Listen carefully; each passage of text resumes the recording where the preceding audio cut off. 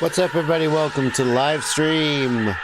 So good to be here with you. Eventually, the hype level of that intro will exceed. It'll be too much hype. It'll be too much hype. And then I'll come in and it'll be like, hey, what's up? And you'll be like, that was not proportionate to, but I'll tell you what, that gets me going. It makes me glad to be here. As if I could be even happier to be here with you here on a Sunday afternoon, or evening, or whatever time it is where you are. As if I could be happier to be here. Gets me hyped. Amplified Car Audio says that my dance moves, my quote dance moves, go better with the old intro. I don't really think my dance moves go well with anything. Frankly. Yeah. Very, very happy to be here with you this afternoon. And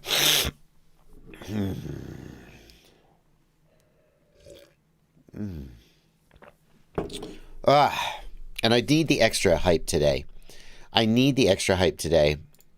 But because I got a little bit of a bug. I was up last night coughing.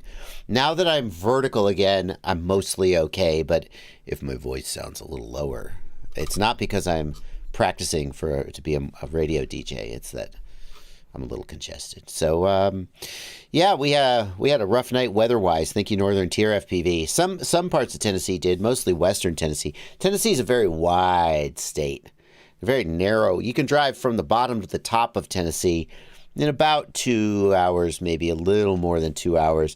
But from the east to the west of Tennessee takes like 6, 7, maybe 8 hours. So it's a very wide state. So I think the western part of Tennessee got a little slammed by a tornado. We had some crazy thunderstorms, but fingers crossed, did not get anything worse than that. We did get hit by a tornado a little while back, very, very near to our place, but still didn't get a direct hit. Yeah. So what we're gonna do? Oh, what am I drinking? This is iced tea. It's just iced tea. Got a little lime in here. We're spicing it up with lime. We're gonna just do some questions. Here's the thing. I was sitting upstairs in the kitchen, and I was like my kid we've all got something, and one thing or another. And nobody's just knocked out in bed bad. It's just been sort of low grade miserable for a week. And now this morning my kid was running just a mild fever, and I'm like, oh shit. I thought maybe after a week of this we would start getting better, but now he started running a fever, so that suggests he's got a little more to go through. And I was like, but then I came downstairs and I listened to that music, and now I'm hyped. I'm hyped to be here with you, to get in the groove, to just think about this for the next couple hours. And that's what we're going to do. We're going to answer your questions. You guys are going to ask questions right here in the chat. What's going on here? What is this? Bongo cat? That's an inappropriate bongo cat, I'll say. The Discord filling us up with GIFs. That's right, I say GIFs. Bring it. I'm going to be taking your questions here in the chat. Blunty's going to be queuing them up. Well, how you doing, Blunty? How's the Q button all warmed up? Yep, it's working just fine. Plenty of questions going in the queue. They are. In fact, look, here they are, guys. This is the mythical queue that Blunty puts them in the queue, and then I just talk and babble and don't answer them. I don't know. It's a queue. Should not be called a Q&A stream. It should just be a Bardwell Babbles stream. Now, you guys ask questions. Blunty will queue them up. Ask them here in the regular chat. If you want to join the Discord, you can hang out with the look at it. Who would not want to be on this Discord server? Look how much fun these guys are having over here. And such luminaries. Here's Captain Bry, the ExpressLRS dev. Such luminaries over on my server. So lucky. If you want to make sure I get your question, hit the $ down here. Right down here at the bottom. Boom. Leave a super chat. And you throw a couple bucks at me and YouTube. You'll take their cut, and then I'll answer your questions. I'll read them on the stream. That is pretty much the way to get me to read something on the stream. And I really think the super chats are underutilized. And what I mean by that is, I don't mean to impugn your generosity, but like, I listen to podcasts and like the people get a little shout out on the podcast for joining the Patreon, and they use it as an opportunity to make a little joke or make the host say something funny. And I feel like you guys are so serious all the time asking questions, and that's cool. But, within certain bounds, the super chats could be used for almost anything. Anyway, let's do it though. Let's get on with the questions. And I will try to avoid annoying you guys too much with sniffing and coughing, and try and just keep my shit together, and we'll do a stream. And the first question, this question does not come from me, but it came in before we started up the plugin that queues the questions. So I had to repeat it so we could queue it up because I wanted to get this one. Should I cancel my Goggles X order and buy the Dominator HD goggles instead? So many negative user experiences so far. Pixel errors, incorrect display colors, and overheating after a short time. Oh, man. So here's the question. And I don't know, okay? I don't know. It's too soon for me to have formed an opinion. Because here's the thing. Whenever a new product comes out, there are going to be some number of people who get a problem product, right? Let's say your defect rate is 1%. Some people would say a 1% defect rate is unacceptably high. Some people would say a 1% defect rate is great. It just depends on, what you're manufacturing and what your standards are. But let's say the defect rate is 1%, just purely for the sake of argument.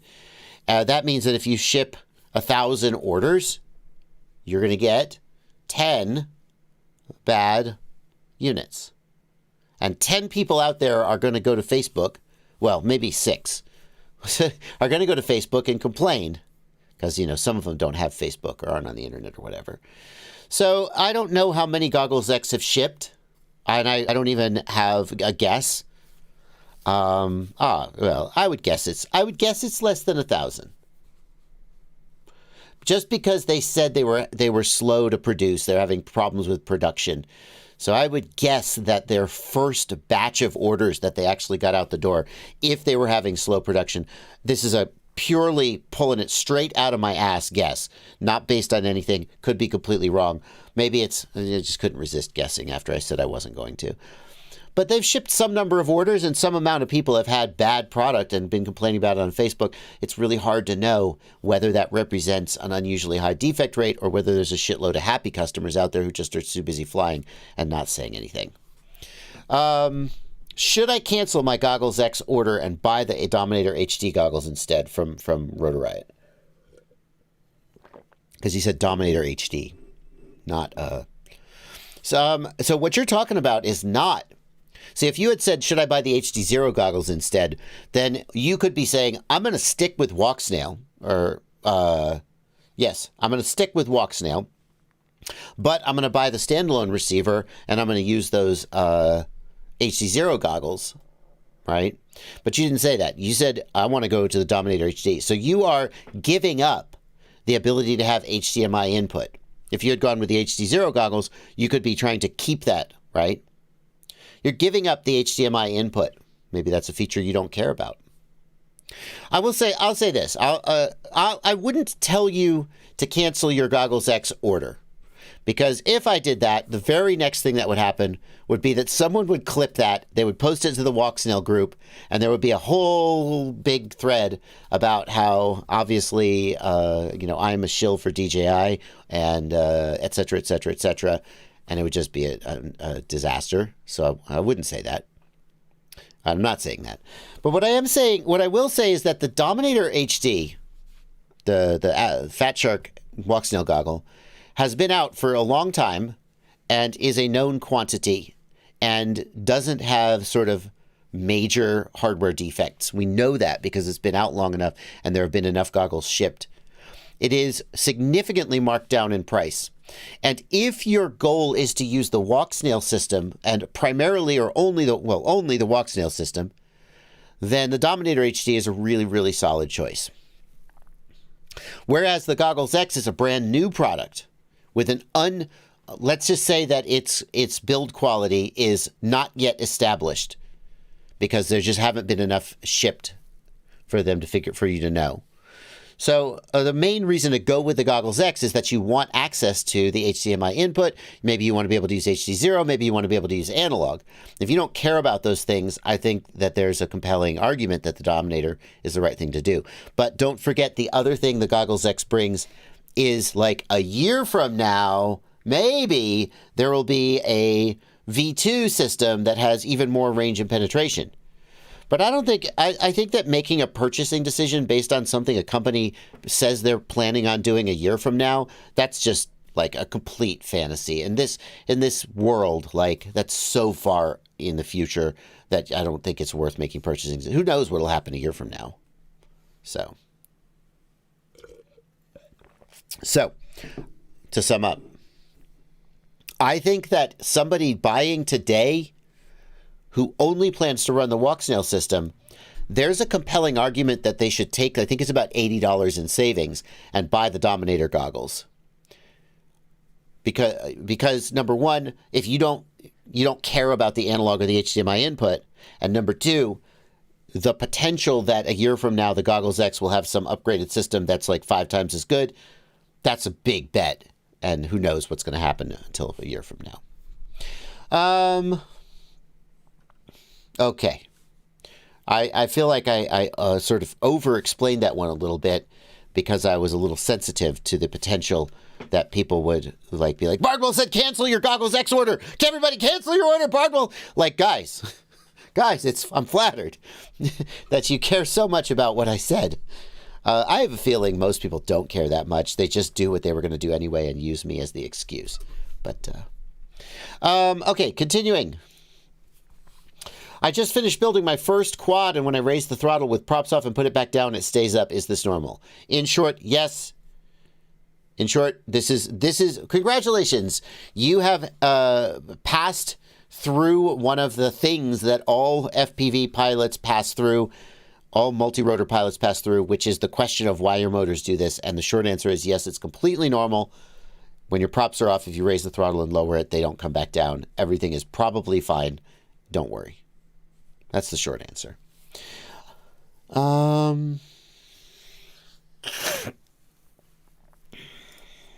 We got a question here from Mike Bolt, who asks, can I upgrade from FreeSky XM Plus to ExpressLRS, or does it depend on what flight controller I have? I got a Beta FPV Nano ELRS receiver, and the physical connector is not the same. Can I solder it to an empty pad? So if the physical connector doesn't match, then that's just a matter of physical connectors, and you can always cut that connector off and solder it to the wires. The only question is whether the flight controller has a spare UART, a TX and RX pad that you can solder to. That's going to depend on what flight controller you have, and you don't say what flight controller you have, but most flight controllers are going to have a spare TX and RX pad that you can solder an ExpressLRS receiver to. The other thing to keep in mind is that if you do end up in a situation where you don't have a spare TX and RX pad, ExpressLRS can be made to output S-Bus.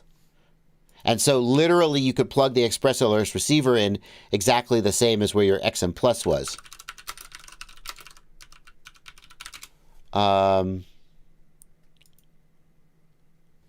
That's really funny. Why doesn't Bardwell do ArduPilot 9 months ago? FPV Pilot tries Pixhawk for the first time. Introduction to PX4 and ArduPilot. Well, I guess that's not valid anymore. Right? Anyway, the question, I think the tutorial is, let me make sure I find it. Stop.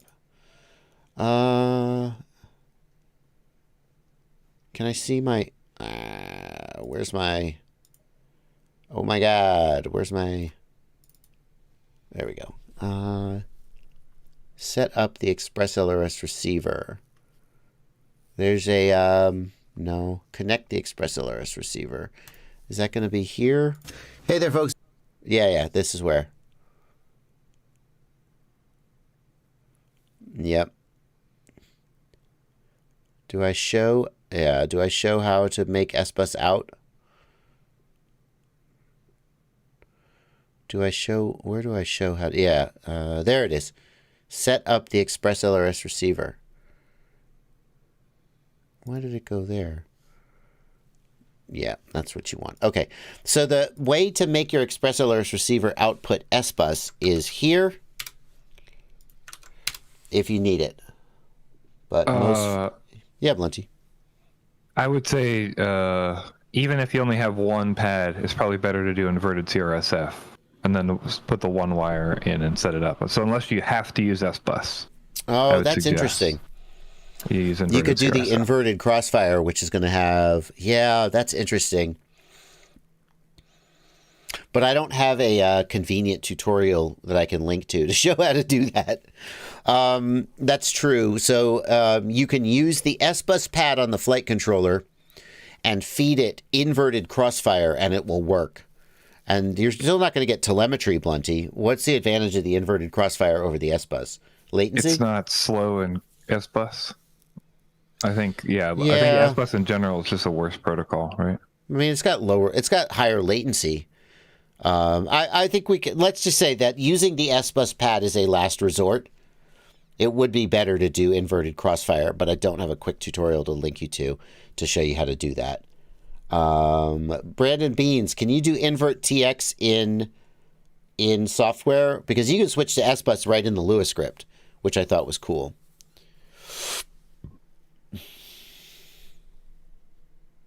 Oh, you change it in the same place as your tutorial. Is that true? So it's exactly that same place I switched to S-Bus, but instead you switch it to crossfire or inverted crossfire. Okay. All right. Yeah, invert TX is in the web UI, but not the Lua. Okay, well, maybe I need to do a tutorial about that to get the exact steps. All right, I think we have sufficiently answered this question. Well, adequately. Here's a question from Jens Sichler. Says, I'm visiting the USA from Germany for CES in Las Vegas. What do I have to consider if I want to bring my FPV drones with me? Registration, flight rules, remote ID. Oh, you want to do it legally?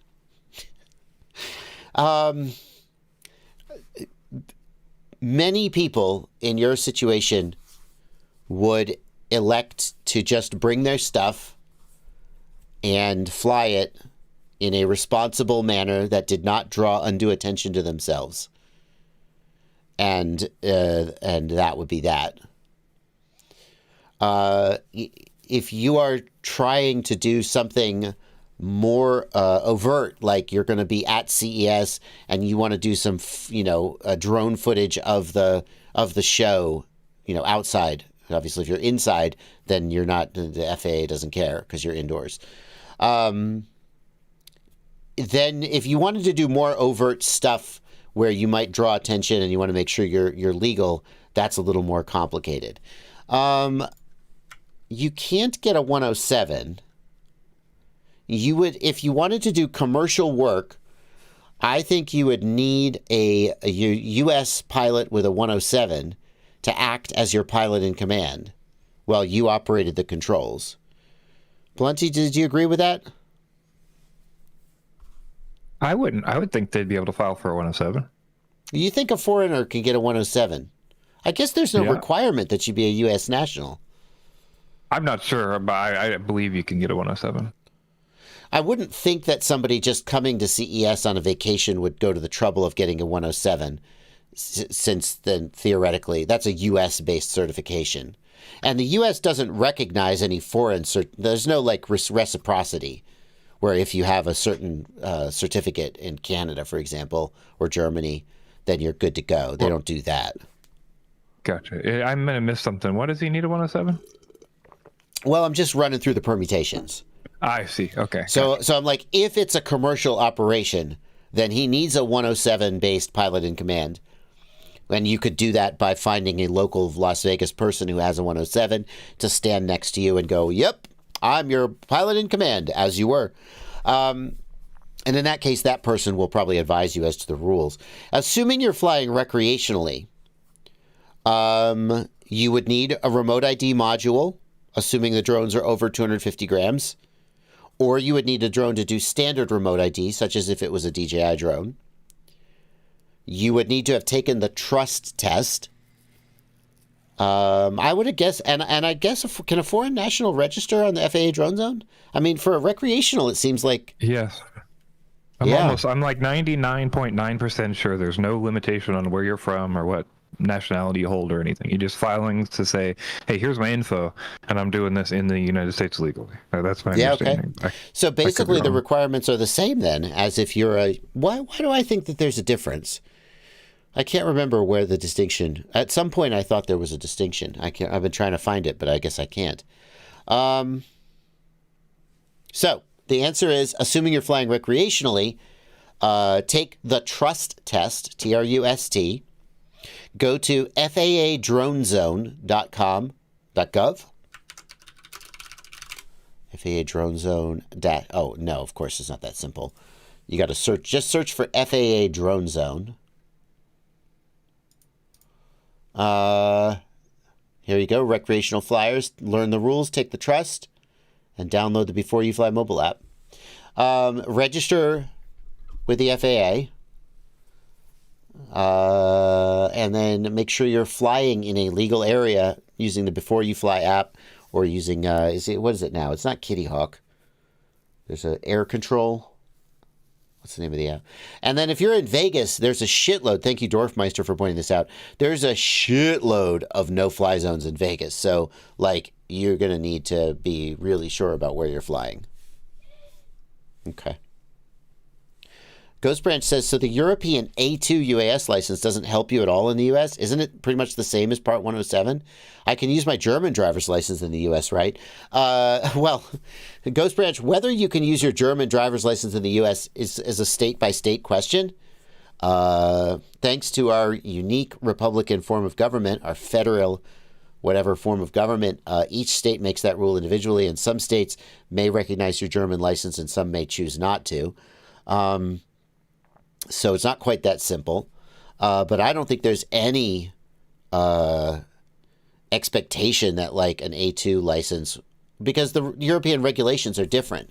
The Part 107 regulation, I mean, the test tests you on your knowledge of the United States rules. So there's no expectation.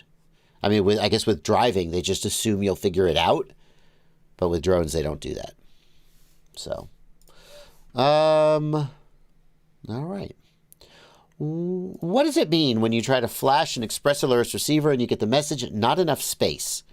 What you need to do is you need to flash the receiver to, I think it's 254. It's the last version of ExpressLRS 2.x. So you're trying to go from 2.x to 3.x, and there's a change in the structure of the file system that needs to happen to make that work. And the way to make it happen is first flash the receiver to, I believe it's 254, but it's whatever the last version of ExpressLRS. 252. Thank you, Plenty. Flash the receiver to 252, and then after flashing to 252, flash to 3.3 or whatever the latest version of 3.x is. That'll fix it. You should know that there is... Yes, Plenty. Oh, sorry. I was just also going to say, if you're flashing over UART, you won't get that error. And if you're attempting to flash the newer version of file they make you, if you happen to unzip that and then try to flash it, it will give you the same error because you've unzipped a file that's meant to be zipped flashed. Yeah, flash the zip. Yeah, but people apparently... So you're saying you can run into this error even if you're on 3.x, or is it still only when going from 2.x to 3.x? Yes, still, as far as I know, still on 3.x because you're not supposed to unzip the file before you flash it. Oh, so they started zipping the files so they would fit in memory better. That's and if you unzip it, it won't fit. Oh, that's interesting. So there's now a second way to get the not enough space error. Is that what you're saying? I believe so, yes. Cute. Didn't know that. Good to know. I also wanted to add that there is a procedure for the module where you flash a file called repartitioner.bin. And if you do that to the receiver, you'll brick the receiver, and the only way to get it back will be to flash it via the serial interface, which is a bit of a pain in the ass sometimes. So for the receiver, make sure you go to ExpressLRS 252 and then 3.x. Do not flash the repartitioner.bin. And then apparently also what could cause that is if you unzip the GZ file, you need to flash the GZ file.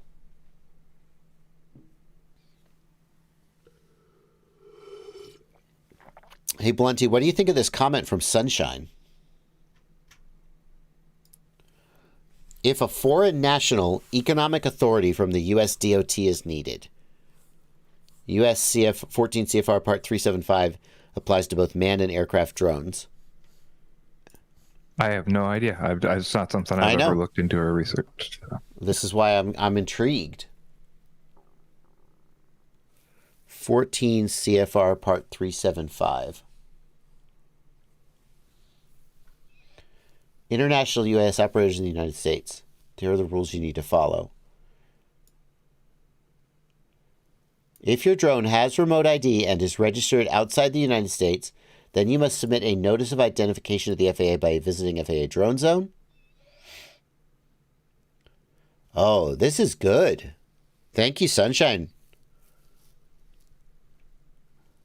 You can register. Sounds like you could just register it in the FAA. Recognition of UAS ownership.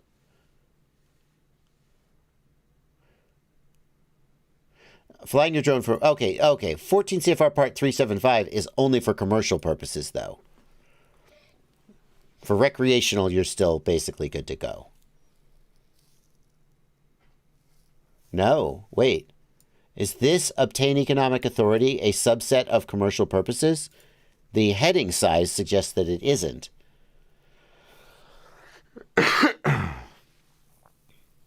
It talks about commercial in there. Yeah, I would say I to the think this person, only review this page. The top of it says you're not supposed to use a drone with remote ID registered in another country without filing a notice of identification. I imagine none of this will actually matter, but right. And you can do as normal. But yeah, this is a page that looks like it's going to tell you what you need to do legally. So yeah, I do think that this obtain economic authority seems to apply to commercial purposes, even though it doesn't have a subheading under commercial purposes. It feels to me like it is. Yeah, interesting. Try to remember that exists. It says before engaging in any commercial air operation, so it's commercial. Okay. Let's do some super chats, Blunty. It's time to do the super chats. The way we do this is I'll keep reading super chats as long as there are super chats to read. If you're interested in getting your question read in a more prompt time frame, leave a super chat now, and I will definitely get to it in this block of super chats. When we run out of super chats, we'll go back to answering questions from the regular chats. The non-super chats, if you will. Chunky Tuna, thank you for a $10 super chat. What are your thoughts on the Hoda F6 Pro? I'm thinking of using 4 of your parallel Strix boards with it because I like to party. Love your show. Thanks for all you do for us. And you and Blunty. I meant the plural you, Blunty. You and Blunty do for us. Thanks for all I do for you. I think the Hoda F6 Pro is really good. I think, Blunty, we'll look at it on a live stream a week or so ago, and maybe it's coming up or already been released on the Livestream Clips channel. I think it was longer, and I think it's already been pulled. I believe there's a clip up. Pretty sure. It's been, let's look. Pretty sure there's a clip up. So if we go to the Joshua Bardwell Livestream Clips channel, by the way, a little plug there for my Livestream Clips channel. If you like my live streams, you should check out my Livestream Clips channel. 17,000 subscribers. That number keeps going up. That's good, I guess. Because you could just get highlights from my live streams, and you don't have to just sit there and watch the whole thing. On the other hand, you don't get to just sit there and watch the whole thing. So the other great thing about this is that you can just go to the search bar, and it's the F6 Pro. And you can just search for, boom, F6 Plus. It's the F6 Plus. So I'm not going to sort of repeat this. What I'm going to do is I'm going to refer you 10 days ago to this video on my Livestream Clips channel. What does Bardwell think about the Hoda F6 Pro? And the short version is it's pretty good. If you want it's a 4-channel charger with a really beefy power supply. And I think it's going to be a great charger for a lot of people. But the S6 or the D6 Pro might be better for some people. Regular or double stuffed Oreos? Asks Bro Wild. Ooh, asking the tough questions. The thing is, like, the question is a double stuffed Oreo like too much? Like, what's your ideal ratio of cookie to cream? And for me, I do think the double stuffed Oreos are a better ratio. It's like closer to a 1-to-1 ratio, whereas the standard Oreos have I feel closer to like a 2-to-1 ratio of cookie to cream. I will crush a box of Oreos, don't get me wrong. Regular Oreos are still freaking addictive. And I'm not one of those weirdos who eats the cream and then gives the cookies to the dog. I was going to say to the dog, but I think they have chocolate in them, so you shouldn't do that. I was just making something up. I'm not one of those weirdos who just eats the cream and leaves the cookies behind. The cookies are good. I like the cookies. But I would pick double stuff if I had the choice. It's Jif, not Jif, says the creator. Mike Bundy, thank you for a $10 super chat. Since you left a $10 super chat, I will read your question, but I'm not getting into that old holy war. There are far better things for us to spend our time arguing about than all of you being wrong about the way you say Jif.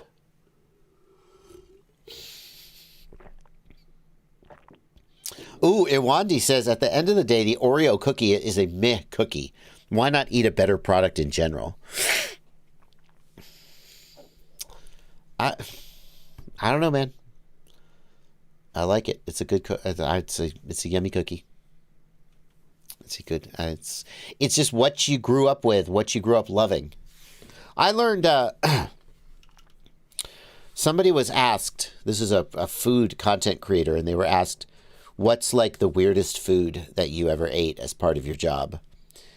And they described a. Where is this from?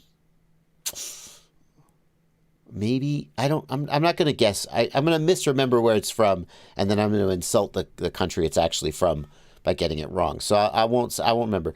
But it's a fertilized chicken egg, right? So you eat it, and when you eat it, there is some amount of baby chicken in there that you just eat the egg. And they were like, to me this was really weird, but like school kids just like tuck into these freaking eggs. They just love them. Balut. Thank you, Gregory Hurst. Balut. Vietnam duck egg. Okay. And it's probably many countries that eat it, right? But it's just protein. Why wouldn't you? And I thought, so why am I connecting that to Oreo cookies? Like, what could the connection possibly be? And the connection is that what you grow up being, like, a banana ketchup on spaghetti. Right? Look that up. It's, your palate is informed by what you grow up eating, and there are all these sense memories associated with food. It's not just how the food tastes, but it's how you feel when you eat it, and, the memories you have associated with it. And so, is an Oreo a shit cookie? Maybe. Still good food to me. Okay. Afix. Continuing the super chats. Thank you for a $5 super chat. Is soft serial broken on the GEPRC Synolog 2.0? Only 2 UARTs. With DJI O3 ELRS, I can't get GPS to work. I think I need a new flight controller. So sometimes the manufacturer of the flight controller will ship it with soft serial pre-configured, right? Because they know they don't have enough UARTs. Those small GEPRC flight controllers often only have a few UARTs. If it didn't come from the factory with soft serial configured, I think that doesn't mean it's impossible that you could get soft serial working, but it does mean it's going to require jumping through some additional hoops.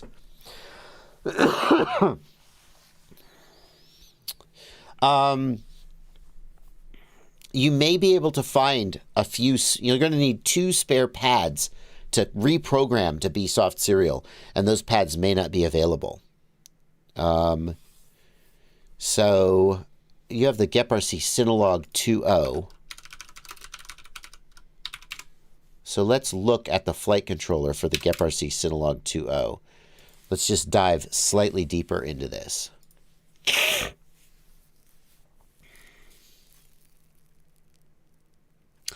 What I want to know is what flight controller is on it. Okay, great.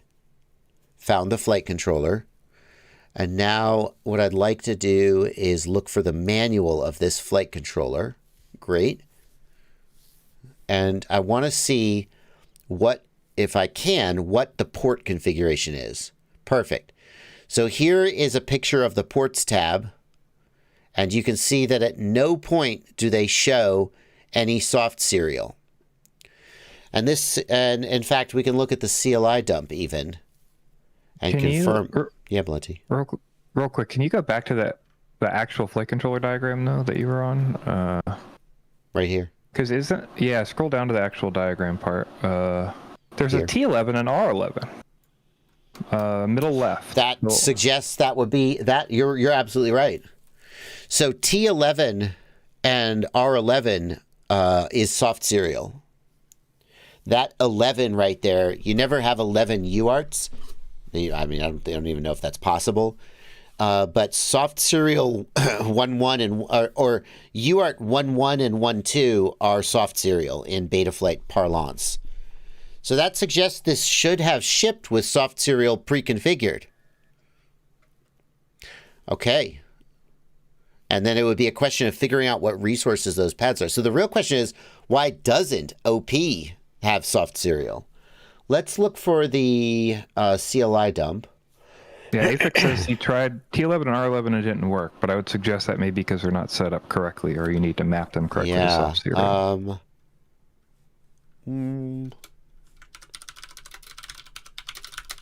Let's try to find the CLI dump. Ooh, this is getting more interesting than I thought it would be. Here is CLI dump. Analog or S-bus, doesn't matter. So, one thing real quick. So this is something, a good thing to go over. So people say, I've seen this back and forth a lot. Captain Bryce says soft serial, too slow for GPS ELRS. And then somebody else says too slow for ELRS or display or OSD.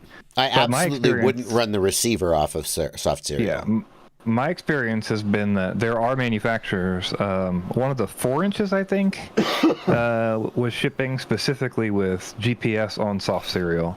And then another one was shipping with MSP for the OSD on soft serial. So I think it kind of, yeah. I mean, I feel like of those 3, I would take GPS. Right? Like GPS is like at best 10 hertz. And I feel like you run GPS, I don't know, like if there's a certain minimum baud rate required. Of those 3 though, like especially in Betaflight, the GPS is not mission critical, because if you have mission critical GPS, you need to be running something other than Betaflight, right? Betaflight GPS is not mature enough to really be treated as mission critical. So if I had to pick one of those 3, obviously it's not the receiver, because if I fail safe, I lose my drone. Obviously it's not the OSD, because if I kill my battery, I lose my drone. And the GPS is like just by definition in Betaflight a nice to have. Therefore, I pick GPS, especially because like you can run the GPS. I feel like you could reduce the baud. How much data is GPS really? How much? Does anyone know? Okay. Blunty, if someone answers that question, that's not a rhetorical. If someone answers that question and they're like, "Nuh-uh," then tell me. So here, continuing though. Yeah. Sorry, Captain Bryce says U-Blocks is 115K, but 9600 GPS would be fine. Probably on soft serial. You can run GPS at 9600. And can you still do 10 hertz at 9600 baud? Like, how much data is a GPS feed really sending? Is it like way more data than I think? Or could you get 10 hertz at, whatever, 56K baud or something? Here's what I'm looking for, guys. Resource serial RX11 and resource serial RX12. These are the soft serial. And notice that resource serial RX11 is on B10 and serial TX11 is on AOO. So going back to the original question, these lines, if put into your CLI, should give you soft serial on R11 and T11. Now, if those lines are already there and for some reason soft serial isn't working, the next thing we're going to do is we're going to go into the CLI. I don't have a flight controller handy. Do I have a flight controller handy? I used to have a bunch of flight controllers just sitting on my desk, and now... Is this Betaflight? Yeah, I think it is. What we're going to do is we're going to go into the CLI. Thank you. Go to the ports tab first so we can see there's no soft serial, just for posterity. Well, this is just a random flight controller. I mean, but there's no soft serial. We're going to go into the CLI and we're going to type resource show, and that's going to show you the actual port assignments, the pin assignments that are in use right now. And what we want to see is we're going to go look at those pins. Resource serial TX AOO. We would go look for pin AOO and see if serial TX11 is there. This is a different flight controller, and that would confirm that soft serial was actually active and alive on that port. So these resource assignments that you see here, that is what might possibly be on that pin. But like, for example, if in configuration, if I go to configuration and I have, see that soft serial is disabled? So I can have resource serial TX11 AOO. And that means if soft serial is enabled, then it'll be on pin AOO. But if soft serial is disabled, then obviously it won't be there. And so that's why we would always then also check the resource show to see if it's actually active. So here's what I suggest. Number one, go to your CLI dump and see if resource serial TX11 and serial RX11 are assigned. And I bet they are. But if they're not, put these lines in. Resource serial TX11 AOO, resource serial RX11 B10. Save. Next, go to the configuration tab and make sure soft serial is enabled. Then go to the ports tab and see if you have soft serial in the ports tab. And if so, then try to get your GPS working. Okay. That was a fun one. I went deeper. I almost was just like, okay, cool, and blew that, just moved on off of that question. I'm not going to say blew it off. And it turned into an interesting little thing.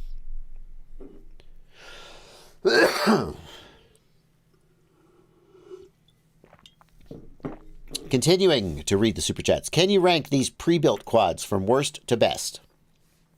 Oh my God, this won't get me in trouble. Can you rank these pre-built quads from worst to best? AOS 5, Nazgul V3, Nazgul Evoke V2, and GepRC Mark 5. Oh shit! That's hard. They're all so good. Okay, I'm going to rank them because you gave me a $10 super chat, and that I would be disrespectful of your contribution to blow off your question. But I want you to know that when I'm ranking these, it's like, who's the guy who ranks pizza? Dave Portnoy. You know, Dave Portnoy goes and ranks pizza, and he's got a 1 through 10 scale. Like, I'm going to rank these, but these are all going to be like in the 8s on the Dave Portnoy pizza scale, which is like really good. These are all 8s or maybe 9s. So like we're talking about the difference between like an 8.8, an 8.7, an 8.6, and an 8.4. They're all good, but I'm going to rank them.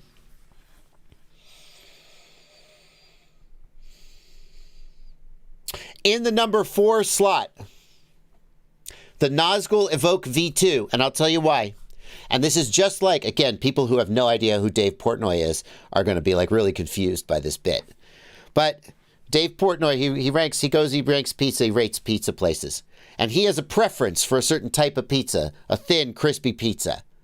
So if you give him a big fat slice of pizza, it could be the best slice of fat pizza in the world, he's going to give it a low rank because he has a preference. And I have a preference too. And the Nazgul Evoke is more of a consumer drone than a hobby drone. That's intentional. iFlight made it that way on purpose. It's got plastic side plates with LED lights on it that light up. It looks like something from the future, and what it doesn't look like is a hobby drone. It's thin, it's tight. If you wanted to work on it, you basically are going to have a hard time like modifying and upgrading and swapping parts out and screwing around with it. It basically is what it is. You get what they give you, and for what they give you is amazing, but you're sort of locked in there. And for that reason, it's number 4 on my list. Because I want something that I can screw around with. I don't want you to give me an amazing product and then tell me that's all you're ever going to get. I want the flexibility to make your amazing product worse by effing it up. and the Evoke doesn't give that to you. Number 4, the Nazgul Evoke.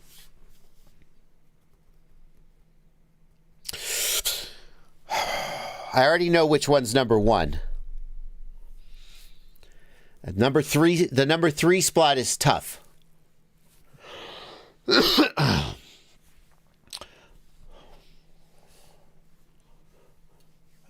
The number 3 spot is going to be the AOS 5.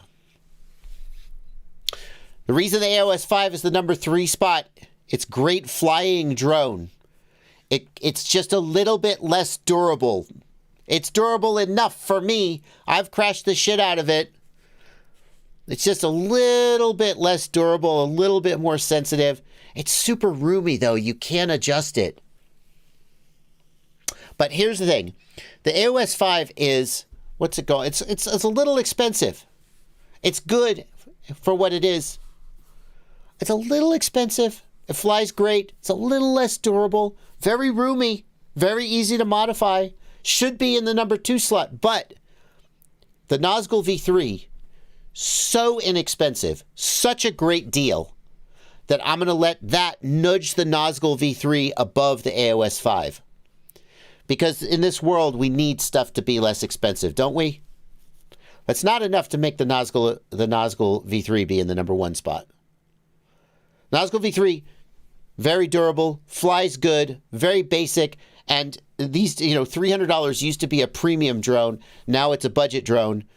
I don't know what that says about the world. Was that you sighing, Blunty? I heard something. I heard Blunty make a sound. Blunty, are you there? Yeah, I didn't realize I was unmuted. I moved my mic. My bad. Oh, okay, sorry. I thought I lost you there when you didn't say anything. Nope. But the number 1 for me is going to be the GEP-RC Mark V. GEP-RC Mark V really hits all the marks for me in terms of flying well, being reasonably durable, being fairly refined, but not losing its kind of hobby roots, and being still pretty expensive. But that's how I'm going to rank them. Boom.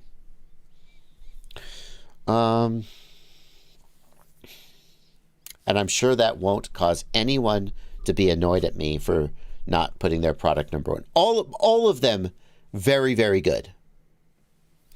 What about the electronics? Electronics on all of them are fine. Like 3 of them are going to have the same iFlight electronics. Although the Evoke is going to have 20 millimeter, and I think the Nazgul and the AOS have 30 millimeter electronics, which again is why they are higher. Okay. 1 lipo. Everybody knows the rules. Oh my God. Luxily. What? Oh my God. That's such a great idea. What if just like Dave Portnoy does 1 bite pizza reviews, I did 1 lipo quadcopter reviews? That would just be an excuse for me to do shoddy, lazy reviews. You can tell a lot about a pizza by taking 1 bite of the pizza, but you can't tell everything you need to know about a quad by flying it for 1 pack. That's still hilarious. Moving on.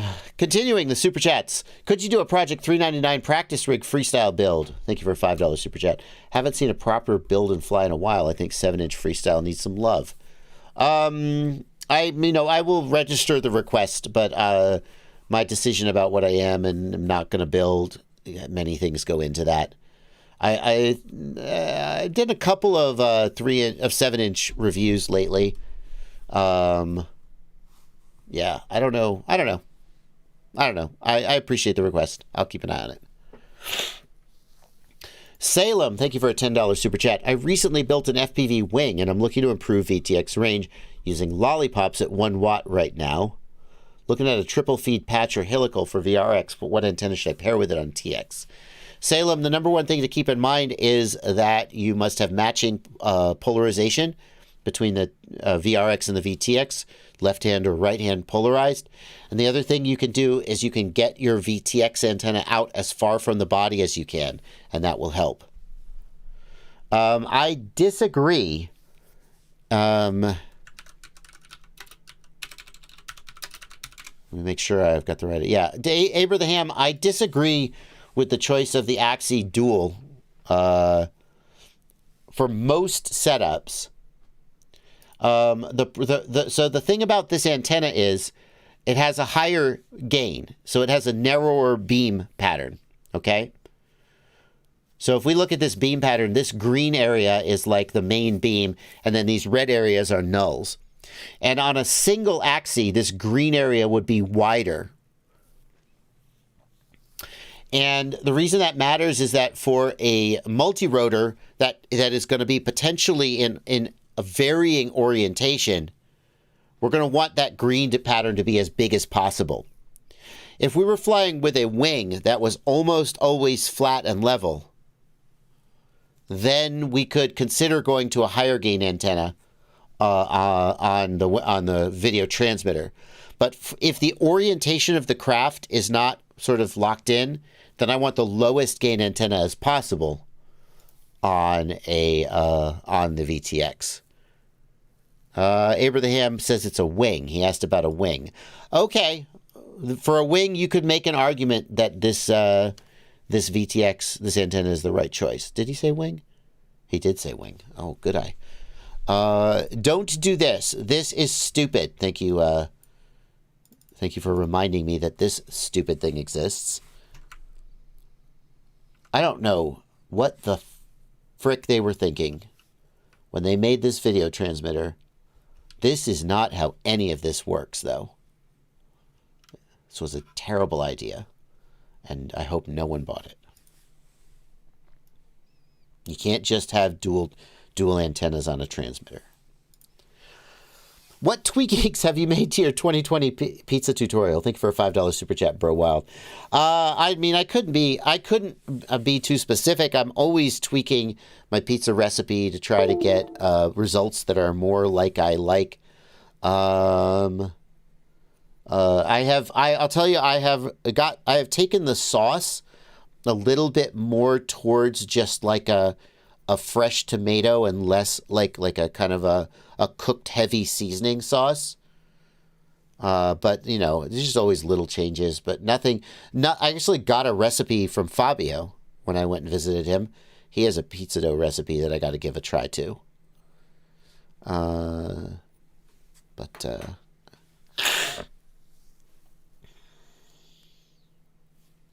Thank you for 35 South African Rand from Potkas.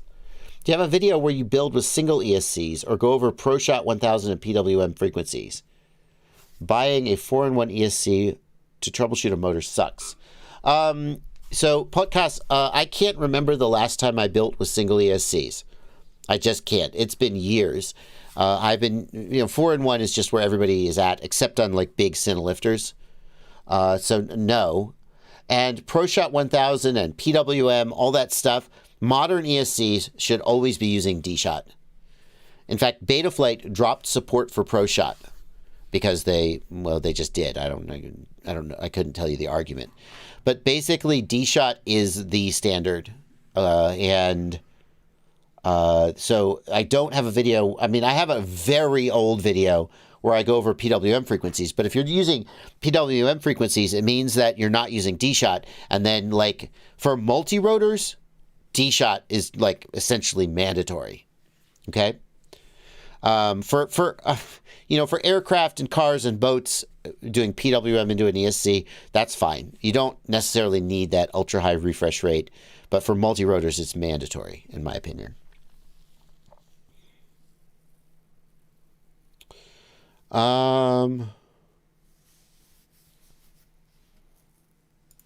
Adrian CP, thank you for a $5 super chat. I keep getting SNR warnings, even though RSSI and LQ are still really good. Should I be concerned or no?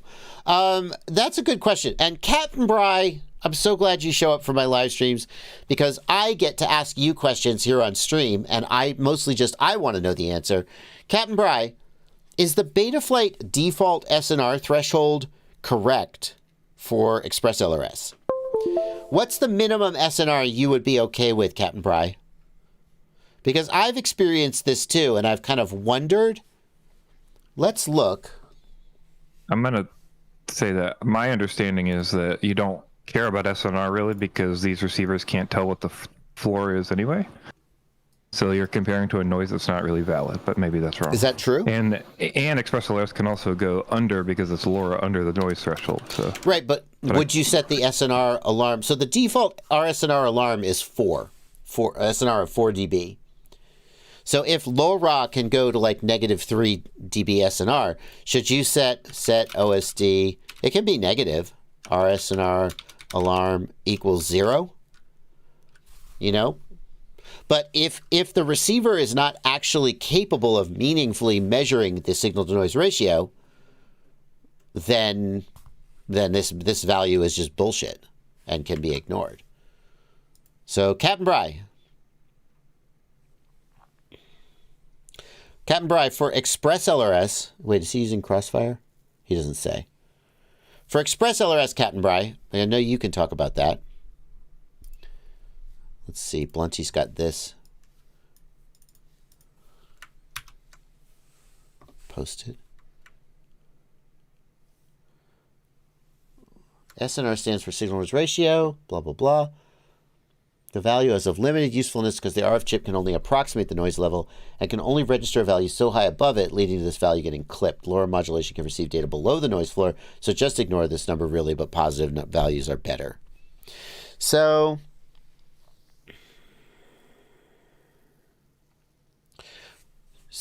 one argument would be that we should just disable the SNR warning and ignore it.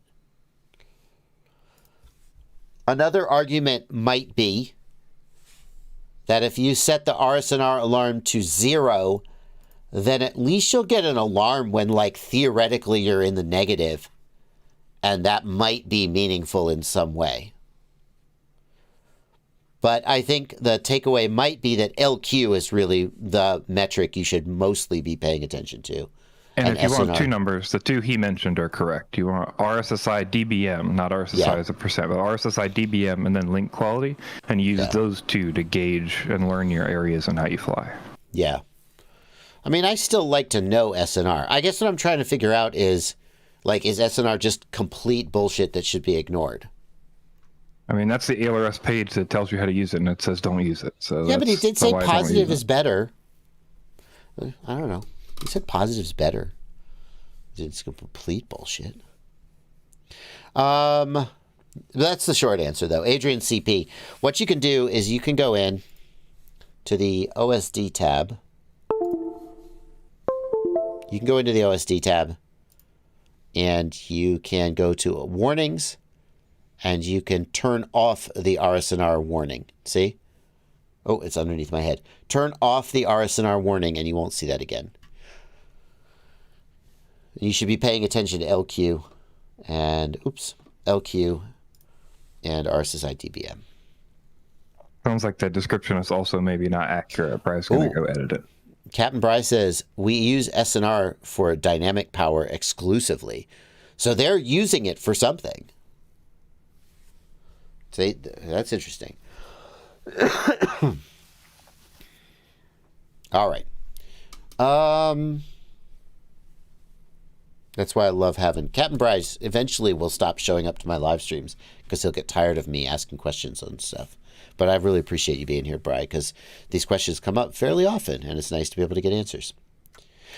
Jose Diaz, thank you for a $5 super chat. How to properly show ExpressLRS RSSI in OSD? When do I know I'm in danger? Jose Diaz, you need to look first at the LQ, not the RSSI. When the LQ goes below about 90, that's, to me, where I think maybe I should think carefully about continuing to fly further away. When the LQ goes below about 80, that's where I think, no, really, I'm at risk of losing my bird right now. Theoretically, ExpressLRS can fly down to very low LQ. If you have, like, an aircraft that's capable of maintaining orientation and maybe flying autonomously, you can keep your ExpressLRS. I've heard of people with LQ of like 15, and they were still able to get enough packets through that they could still fly the aircraft. But for an FPV drone flying in proximity, that's, you know, any LQ below about 90, I think is questionable. And an LQ below about 80, I think I would be thinking hard about turning around, coming home, punching out above the hill, and so on. So just to fill in, because a couple people in chat now have been asking. So just to make it totally clear, with ExpressLRS, we want to have link quality as our primary stat, because that's correct. The 1 through 100 tells us how many packet rates out of 100 in the last so long, or what percent of packet rates are making it through successfully, and that's like our actual link. And then there's RSSI DBM, which is an idea of how well we can hear the receiver, and gives you an idea of how loud it is. So we don't know how loud the noise is in the area, but we know what our thresholds are, and it gives you some idea as you learn your area and how you're flying and distances. You know, as that SNR goes down, you can sort of get an idea of where you're moving. So those are the two really, not SNR, RSSI DBM, and get a good idea of where you're at. Yeah. The problem, as Captain Bry puts it, is that each packet rate has a different acceptable SNR. Okay? And RSSI DBM. And RSSI DBM. So you can't just say 3 dB is good. Because, like, if you're at F1000, maybe you need 6 dB. But if you're at 50 hertz LoRa, maybe you could be at negative 4 dB. And so unless you're going to memorize that table, you can't just pick one threshold and have it be correct. You would have to pick a different threshold depending. So that's why LQ is the best one to pay attention to, because it takes all that into account. Okay. Mark Friedman, thank you for a $5 super chat. Thoughts on 3D printing parts or frames if it's carbon fiber? Mark Friedman, you are probably thinking about carbon fiber nylon. There's various nylon. The carbon fiber. I actually saw a carbon fiber PETG and carbon fiber PLA the other day, which was like, that's weird. Didn't know that existed. I think, in my experience, historically, when I've heard people talk about printing carbon fiber, it's nylon with carbon fiber infused in it. That makes for incredibly durable parts. And I've known people to print things like cowlings and shrouds and sometimes even certain mounting brackets out of carbon fiber nylon. The problem is that carbon fiber nylon is also very, very stiff, all right? So there are places where you would rather have TPU as your part. For example, an antenna mount, I would argue that TPU is a better choice because TPU will have just that little amount of give in a crash, whereas carbon fiber nylon is going to be rigid and you're going to be more likely to break your antenna. But there are people who want that rigidity, and carbon fiber nylon is a great choice. But as far as printing the frame itself, that still, I think that for most people, carbon fiber sheet is going to be the better choice. Not that you can't design a good carbon fiber nylon frame. You can, but the optimal way to design a carbon fiber nylon 3D printed frame is it's going to be some kind of a one-piece or two-piece enclosure. The shape is going to optimize the sort of strength and stress.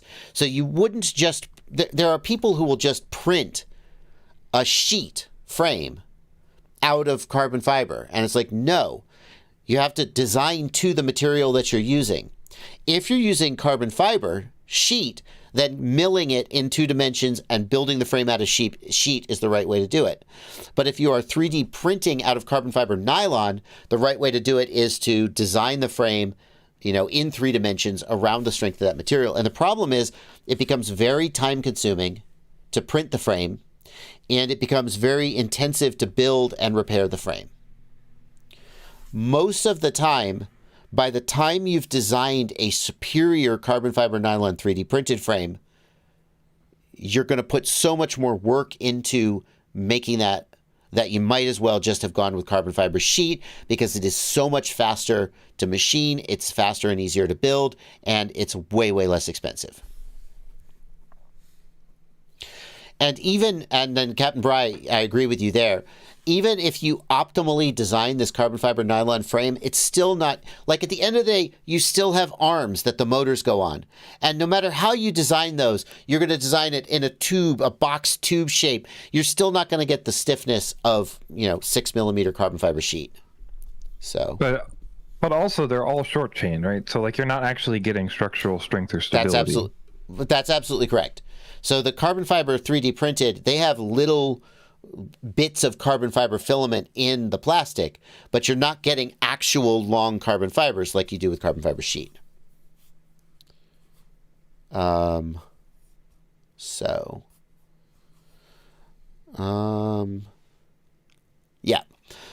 Like everybody thinks they can invent a better mousetrap, if you will.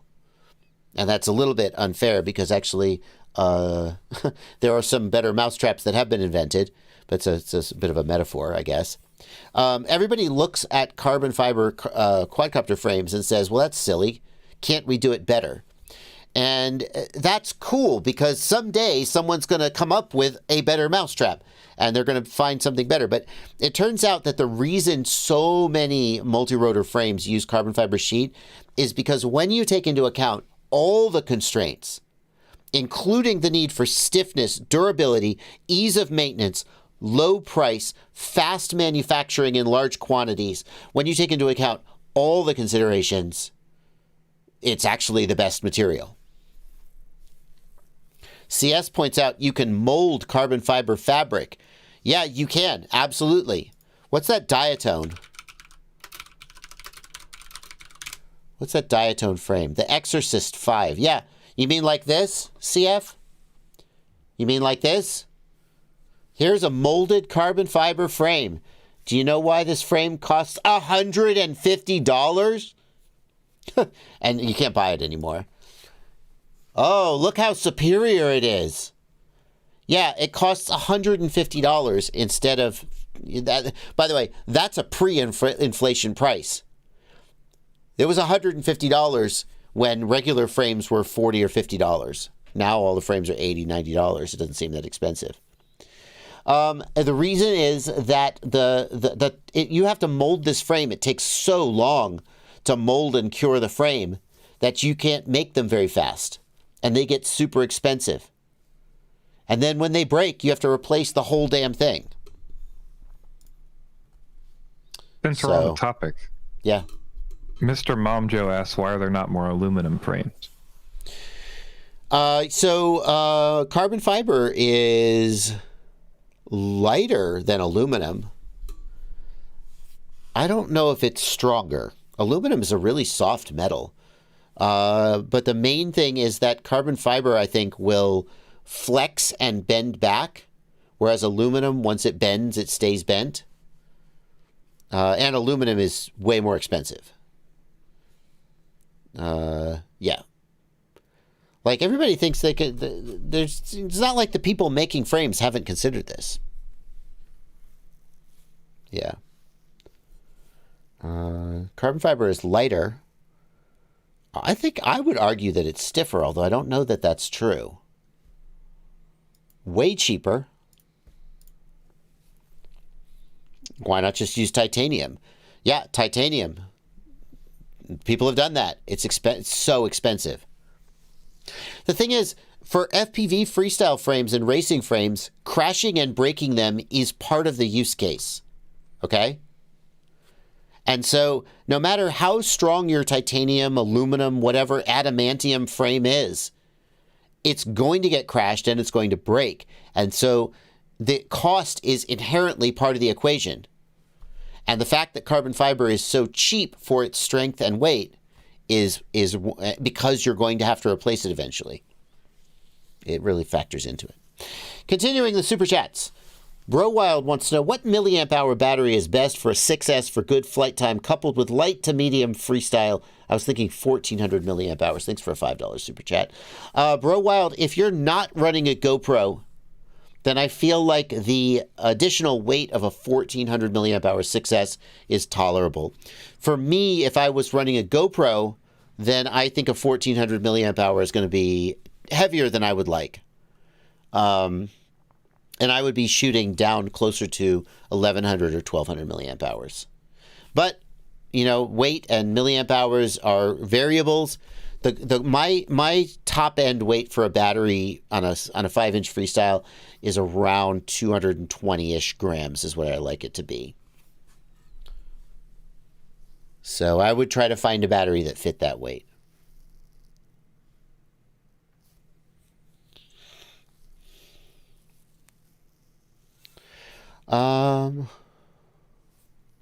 Let's see.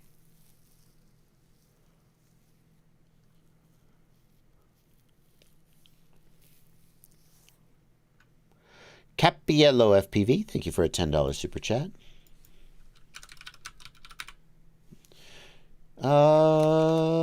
Capiello with 2 P's. I wonder how that changes the pronunciation. What is the reason from factory some quads come with AT Betaflight? PID tuning tab, filter settings, the gyro independent profile off, low pass RPM and dynamic is disabled. So AT Betaflight is a big freaking deal. Let me show you guys what that is first. So, no.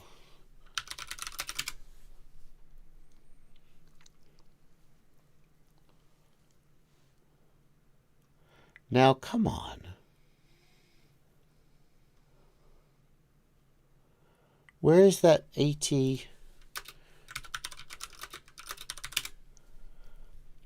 Let's see here. Where is the AT version of the iFlight flight controller? I know Race Day Quad sells it. Here it is. Great. Oh my goodness. $40 for a flight controller and ESC. Why? Because it doesn't have an STM32 chip on it. It has an AT chip on it, which is essentially, I'm not going to say it's a clone of an STM32, but it is functionally similar to an STM32 and can be dropped in somewhat easily. And it's way less expensive, so the cost goes down. So if you get a flight controller with an AT chip, the only thing you need to know, unfortunately, is that you may need new drivers, and you need to be on Betaflight 10.10, the new, I believe it just hit release candidate. Betaflight configurator. So you would want to download this release candidate, and you would want to then hopefully be able to flash and work with this flight controller. But it's super exciting that the price can be so goddamn low. And Gregory Hurst says, guaranteed to fly for at least 15 seconds. But no, but wait. Because that's why that very concern is why when Neutron RC released the AT32 flight controller for $27, I didn't, well, like I'm sure I mentioned it, but I didn't go, everybody buy this. Because who the hell is Neutron RC? I don't know. Is this a good flight controller or is it going to die on you? I don't know. But this is iFlight. Now someone in the comments will say, yeah, F iFlight. They suck too. Okay, well, that's your choice.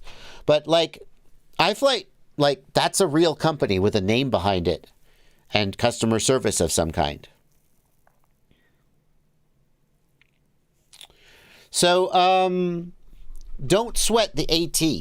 If you have an AT flight controller, you need to know that you need to have Betaflight configured or 1010. But other than that, it's just an easy way to save some money. Yay. Now, why did it come with gyro independent profile off? Hang on. This next question, that question is a stupid thing that Betaflight did that is confusing. Look right here. Here are the filters. This pull down here has nothing to do with profile independent filter settings. Let me zoom in. This pull down is simply deciding whether the gyro filters use sliders or not. When I hit off, the gyro slider is disabled and we can manually tweak these values. Okay? It has nothing to do with the text profile independent filter settings. This is such horrible UI design. And it's a small thing. Like, it's not like, you know, a war crime. But what this needs to be is like this.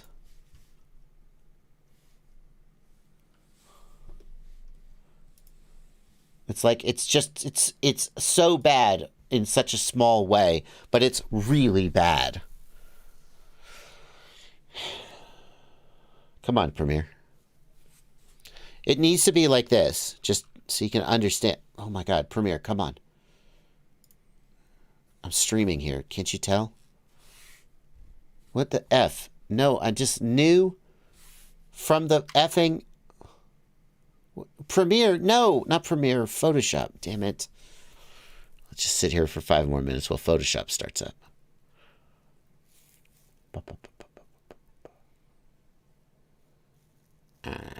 Any minute now.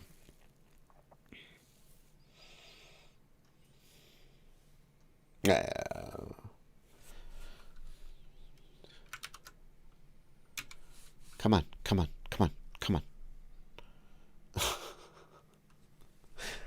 Go, go, go, go, go. So what it needs to be is we need to take this and move it down like that. And then we need to take this and then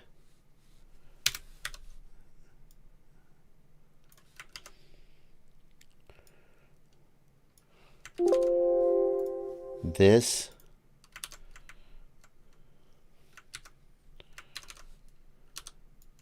needs to go away.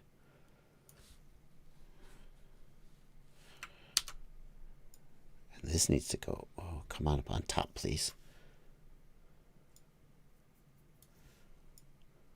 And then this text needs to say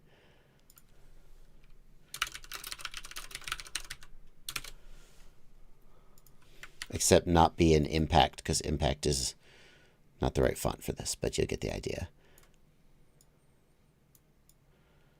Right? That's how it should look. Okay? This is a header, and it has no relationship to this pull down. So that's that. Betaflight developers, fix this. Please fix this. This is so confusing. And then low pass RPM and dynamic is disabled. That's what the manufacturer decided to make their PID tune be, and presumably they tested that and found it to be acceptable. Okay. Thank you for your question. Bro Wild, have you seen Johnny FPV's commercial he did with Porsche? Yes, it's amazing. Thank you for a $10 donation, Bro Wild. We've watched it before on the stream. It's incredible and well worth, some of the best flying I've ever seen. Nazar Kokan, thank you for a $5 super chat. Recently sent you an email about the ESC sensor issue. Emailed you photo. Thank you for your donation. We are working on this in email and will continue to do so. But I'm not going to dive into this specific troubleshoot on a live stream because I don't think it would be. We're going to just keep working on it in email. Thank you for your donation. Sharp Turns FPV, thank you for a $5 donation. Darwin FPV AIO with ExpressLRS can't find the right target. Used Beta FPV SX1280 as it says, no gyro. Well, that's clearly not right.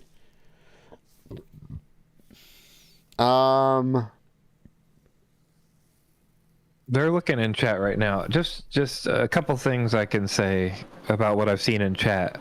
I think you guys need to identify, people are sharing different targets and different information. Make sure that you guys are, if it's SPI, it's going to end with SX1280. Correct. But if it's not an SPI ExpressLRS, then it's not going to end in SX1280, and you're looking at the wrong page or target.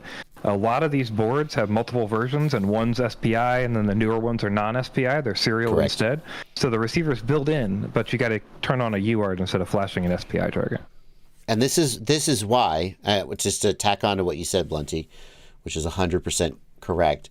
This is why when you get a new flight controller, the very first thing you should do is go to the CLI and do dump all and save that to a file. You could also just, presets does a diff, because that's going to restore the factory configuration. And it will contain the target name. So with this information, we could tell you whether you have a serial receiver or an SPI receiver.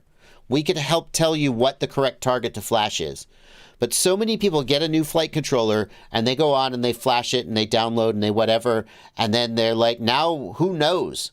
What version of the flight controller do you have? There could be a lot of different versions with subtle differences, and it's hard to tell what's what.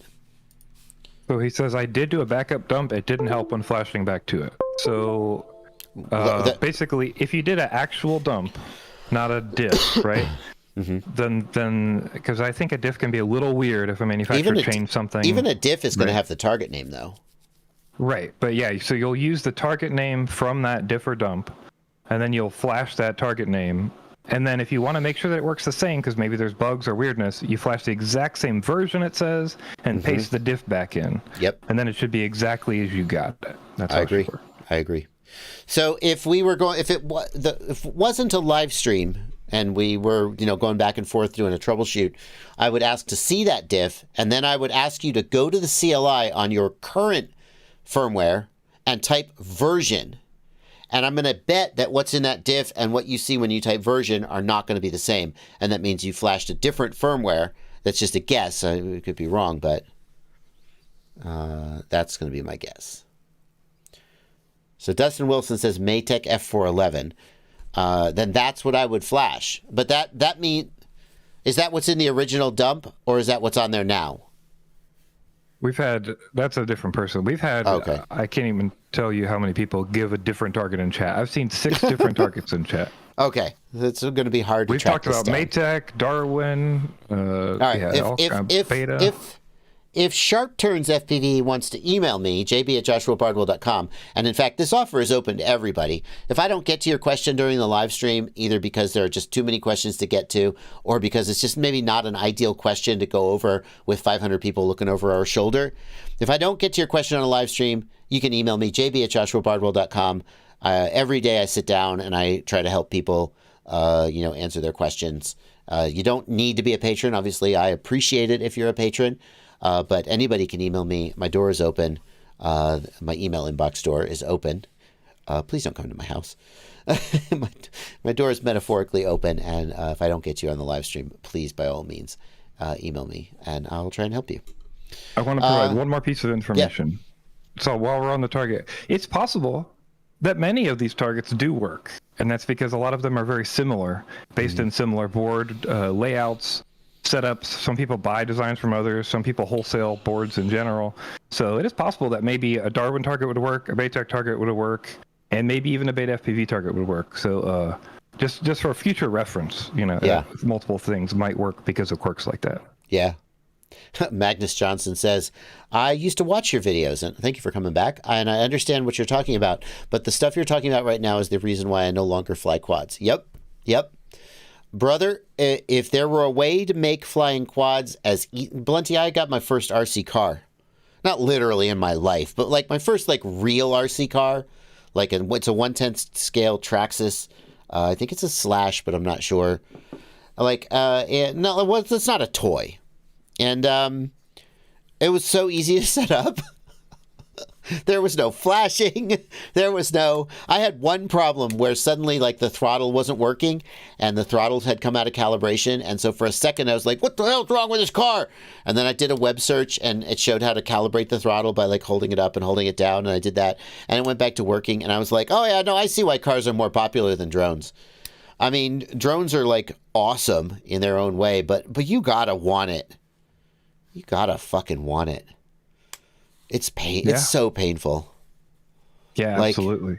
There's a big barrier that something I've noticed is the more you learn things, you forget how hard they were to learn or how much there was to learning them. Right? There's so many layers that you don't realize you had to learn or do. So it can be a lot to hop in, and then everybody's like, well, just do these 8 things, and you're like, that sounds like 50 things because I don't know what anything you said is, and I have to learn what all of them mean. So. Yeah. I knew this would happen. People are saying that, no, that little Slash is a toy. That's a toy RC car. Yeah, I knew people would say that. For me, this is the most expensive, most sort of real RC car I've ever owned. Yeah, it's hard. I like this quote from Sunshine. It appears to have something to do with baseball. I don't remember what movie is this from. I don't know. It's supposed to be hard. If it wasn't hard, everyone would do it. The hard is what makes it great. You have to at least tell yourself that if you're in the FPV hobby, just as a way of making yourself feel better about how hard it is. So, Kiss Ultra is easy. Shut up. I mean, sure. No, it's not. It's still FPV drones. It's not easy. If you think it's easy, it's because you've forgotten how hard it really is. Can I use the S-Bus or DSM-2 port of the Xylo FC-V2 for LRS? Thank you for a $2 super chat. Alvin Noboa. Alvin Noboa, the best way to do this would be to use the DSM-2 port. Wait. Is the DSM2 port, is that a TX or an RX? I have to be sure. I think I know, but I'm not sure.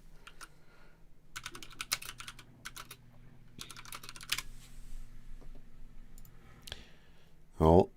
I don't know if my microphone picked that up, Blunty. There's a sump pump over on the near me. And whenever it's raining, every so often you'll hear the sump pump go.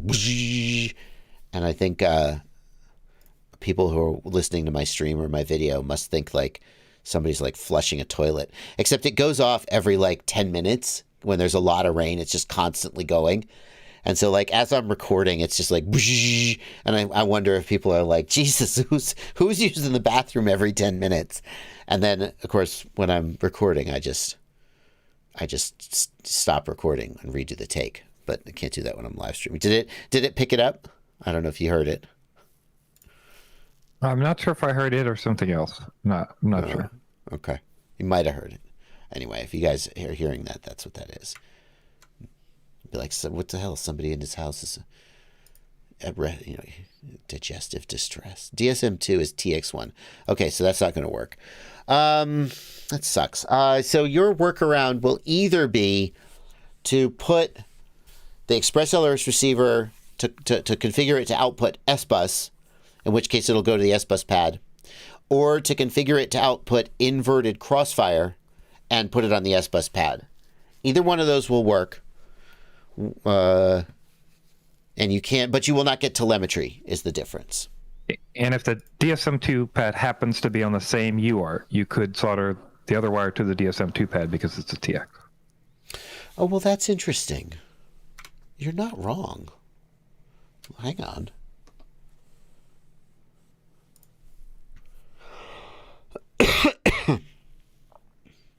I'm tempted, just continuing my sump pump drama, I'm tempted when I'm recording, like sometimes if I'm recording outside, I'll go in the house and I'll turn the air conditioner off so the air conditioner doesn't go while I'm recording.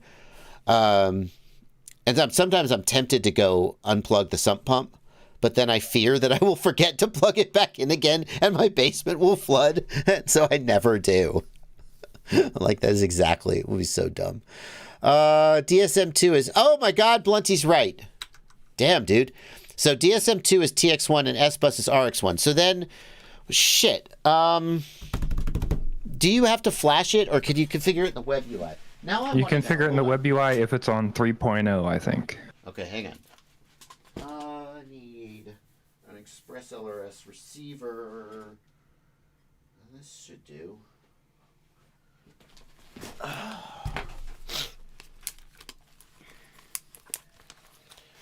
Okay, hang on. I want to look. I want to show people how to do this now. So, wake up receiver. Receiver should wake up. Okay, we got to wait for the receiver to go into Wi-Fi mode, though.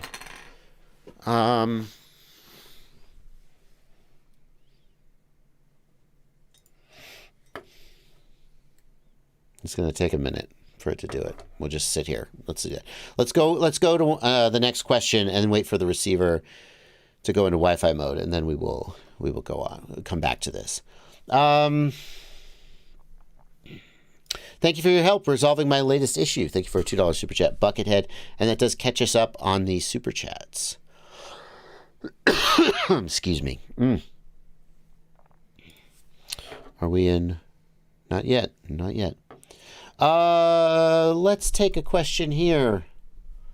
Tom Zabori wants to know, where are the fans on the goggles too? Tom, I think you were asking, is Tom in the Discord, Blunty? Was he asking about this? Yeah. I saw you talking to somebody. It was like saying Bardwell has missed my question. Tom, I didn't miss your question. I just don't know the answer. So it's kind of boring for me to go on a live stream and take a question and then be like, well, now that I've read the question, I don't know. But since you're a patron, you're in the Discord, and you were specifically asking, hey, is Bardwell ignoring me? I'm not ignoring you. I just don't know the answer as to exactly where the fans are. Is there a teardown that shows where the fans are? Surely, right? Probably going to be Madstech's teardown. That guy. Hello there, and oh, look at him. I'll tell you what.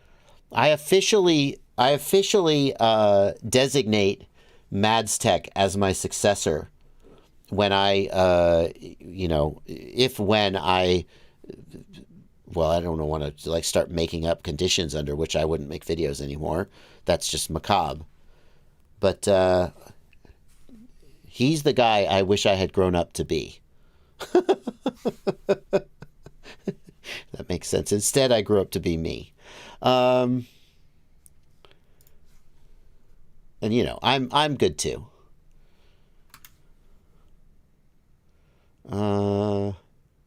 Let's see. Plastic removal, screw removal. He does a lot of this sort of nerdier stuff that I kind of used to do more of this nerdier stuff. And then on some level, I just was like, okay, I'm not, I don't want to do that right now. And I do other stuff now. I kind of leaned into helping beginners and leaned away from doing ultra nerdy troubleshooting that only 5 people care about. I still like that stuff. I just don't make as much content about it. Where are the fans? But when I look at Madstech's content where he's like spending, whatever, well, this is only 18 minutes, tearing down these goggles, I'm like, yeah, Joshua 5 years ago might have done that.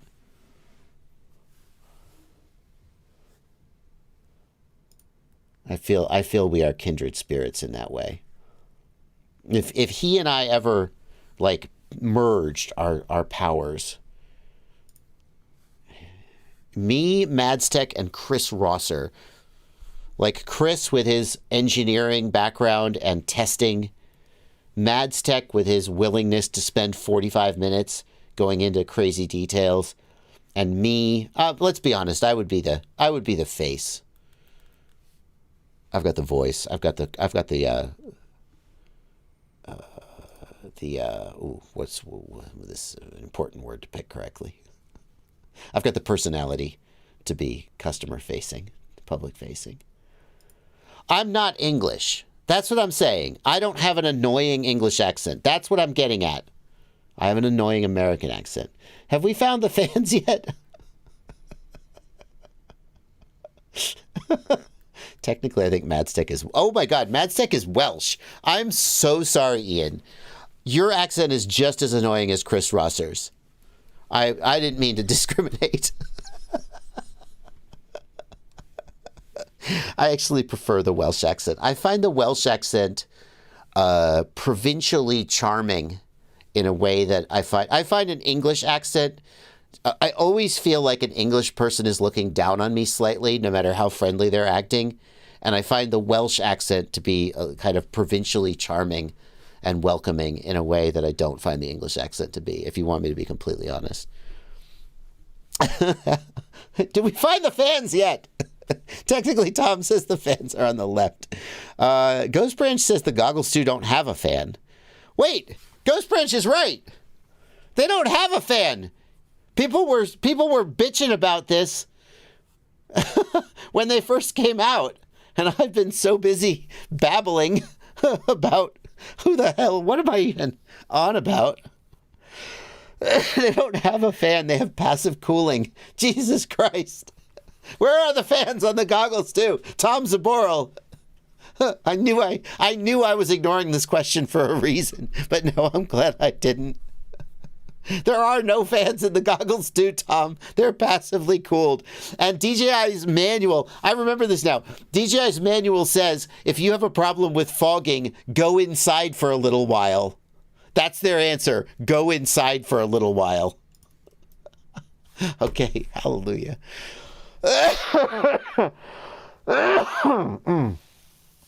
Oh, man. What the hell is the sound the goggles make then? So there's a fan in there somewhere, but it's not a defogging fan for the lenses. It's something else. I've dropped my flight controller. Okay, hallelujah. The ExpressLRS receiver. That really went off the rails. But I'm so entertained by it. The ExpressLRS receiver is awake. It's in Wi-Fi mode. We're going back to the previous question. And we're going to go to the web interface for the ExpressLRS receiver. Come on, buddy. Come on, buddy. Are you connected? Come on, buddy. Why is this not working? Shut the F up.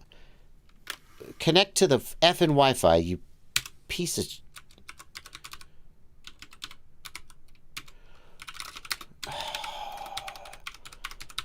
Is this... What the F? Where's my Wi-Fi adapter? Let me put it closer to the effing... Oh my god, this is so frustrating when this happens. No internet secured. It says it's connected. Why can't I effing ping it?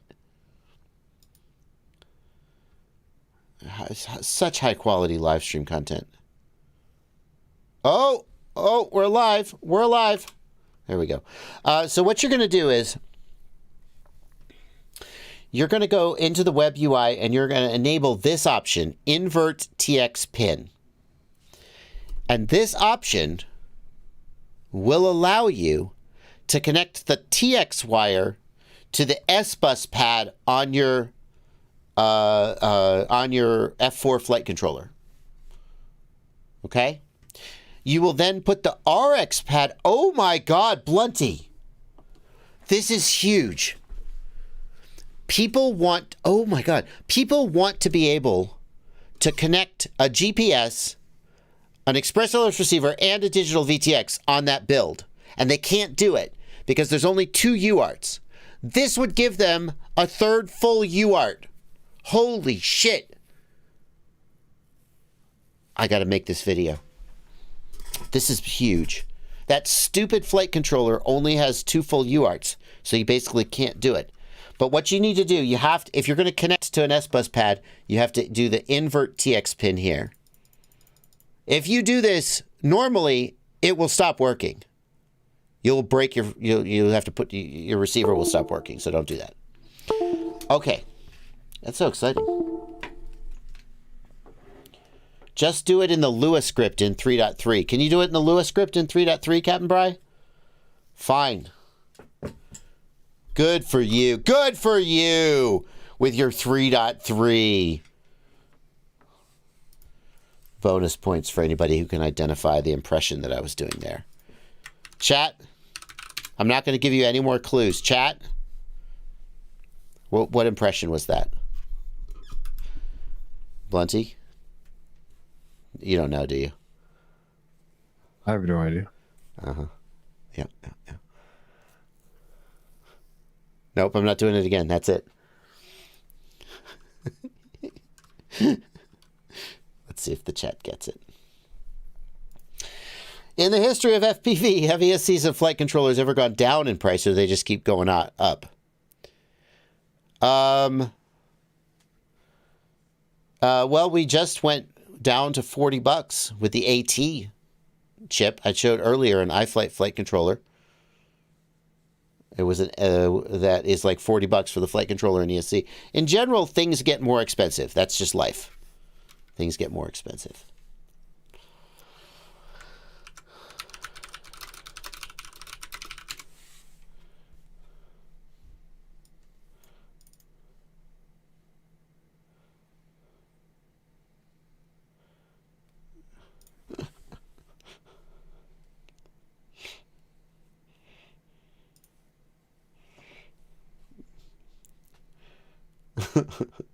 It's from this.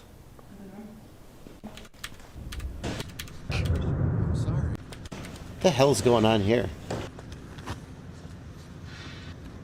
Is this a joke? Be sorry. Think for 1 fucking second. The fuck are you doing?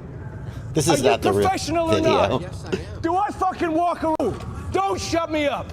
Am I gonna be walking right? An idea about, hey, it's fucking distracting having somebody walking up behind Bryce. Anyway, it's Christian Bale. It's Christian Bale. Good for you. All right. Let's see here. Gage wants to know, any dangers running 2 Tattoo 1056S on my 5-inch in parallel? No particular danger. But the complexity of running 2 batteries in parallel, most people would just be like, I'm just going to get a bigger battery. If you need to do that, you can do it. Just make sure they're always charged to the same voltage when you plug them in. Do you ever think you'll make a 3-inch build kit? That's something I've thought about. Like the 5-inch. I think 5-inch is a good way to get into the hobby, but maybe a sub 250. The sub 250 would be the way to do it. With sub 250. I was going to say with remote ID, but then I remembered sub 250 doesn't technically need it for recreational use, so that's good. What do you think about the new updated frame, SpeedyBee Master V2? I don't know. Did they change the things I don't like about... Do they still have the soft-mounted flight controller that I don't like? Or did they fix it? I think he's asking about the same thing you've mentioned multiple times. That yeah, I think it's the same frame. The V2 is. Yeah, but I'm not. Well... He asked in chat like 10 times, so I figured I would cue it. Oh my god, you're just rewarding bad behavior. No. Okay. Oh, he spammed the chat, so now we're taking his question. Huh, I see no way that this could go wrong. No, I'm fucking with you. I'm just fucking with you. I've talked about, so I'll just use this as an opportunity. Joshua, Bardwell, Livestream, Clips. I'll use it as an opportunity to plug my Clips channel, where I have extensively responded to the SpeedyBee Master frame. If we just search for SpeedyBee Master, I have... Well, there's only one. I feel like I've done this more than once. But there is a clip about it. But there are plenty of people who love this frame, and they have done innovative things, like this heat sink for the O3. Very cool. The killer feature for me on this frame, and by killer I mean the deal breaker. The deal breaker feature for me on this frame is the soft-mounted flight controller. This is just a mistake. I know it doesn't cause a problem for everyone, but having the flight controller soft-mounted like that can cause real resonance problems with some builds, and I just don't like it, and I think it's a mistake. There was some complaints that I had about the front end, but I think that is only true for the HD version of the frame. That the front end is super long and doesn't have any reinforcement here, like a standoff here. And that means that it is going to potentially have weird forces that break the top plate. But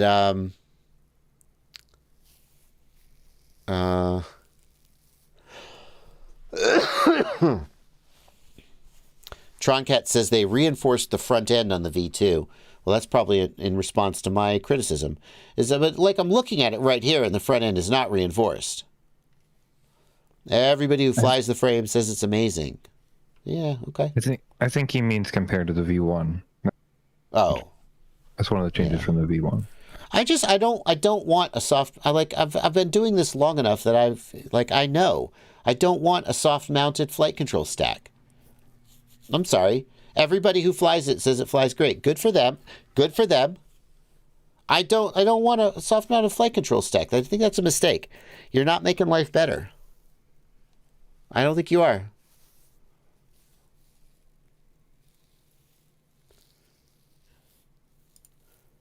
And my opinion is, I think that this design on the front is a mistake. I think it needs to be reinforced more evenly between the top and the bottom. Lots of people like a lot of things. You know, lots of people like a lot of things. My opinion of the frame is what it is.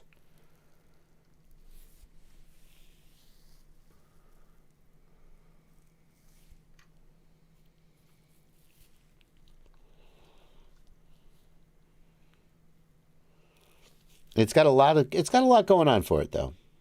I'm glad other people like it. They're welcome to like it.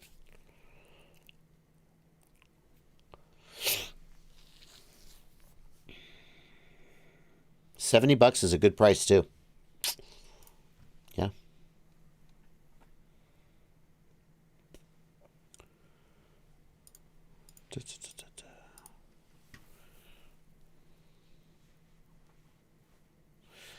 Let's see here.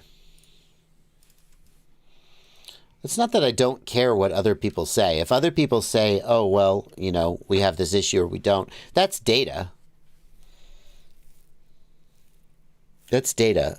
I understand the reasons why soft mounting the base of the flight control stack is problematic, and I'm not convinced that that principle is going to change for me based on the fact that a bunch of people fly it and say that it's okay. It's the edge cases where that's going to create problems. And yeah, that's my opinion about that.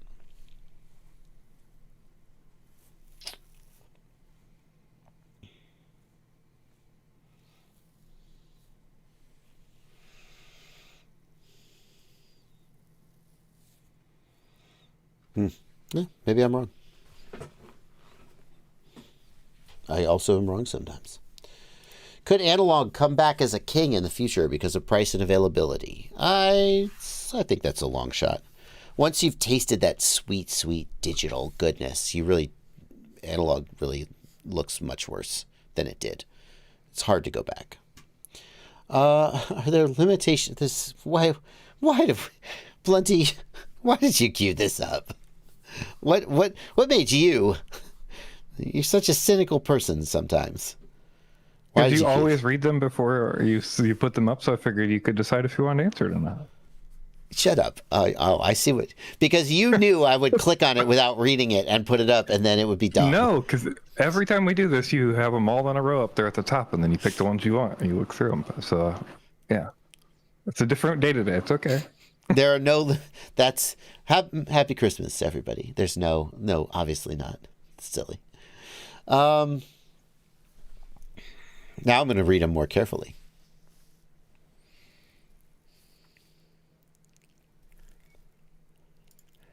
Hi, JB and Blunty. Do you think it would be possible if Walksnail do bring out a new version with twice the range, twice the penetration, can the V1 goggles be upgraded? No. I mean, I assume, like, the V2 goggles, one of the selling points is they have this modular base so they can be upgraded. That implies that the V1s can't be upgraded. Otherwise, everybody who bought the Goggles X is going to be like, hey, Walksnail, what the hell? You made me buy these goggles for no reason. Like, if you release the goggle and the selling point is that they can be upgraded, it implies that the previous goggle can't or won't be upgraded. So if they do that, I don't think they're going to do that. Even if they could do that, I think it would be a terrible business decision, because then people who spent money on the goggles with the hope of getting that will learn that they didn't have to spend that money and they could have got it anyway.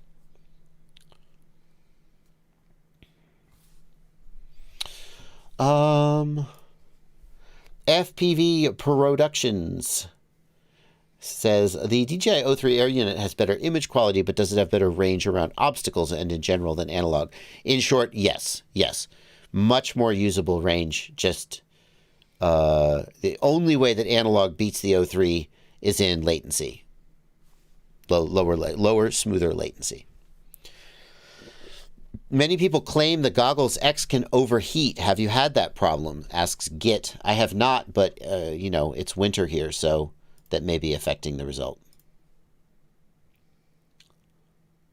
But this is why in my review of the Goggles X, oops, I clicked the wrong thing. Sorry, guys.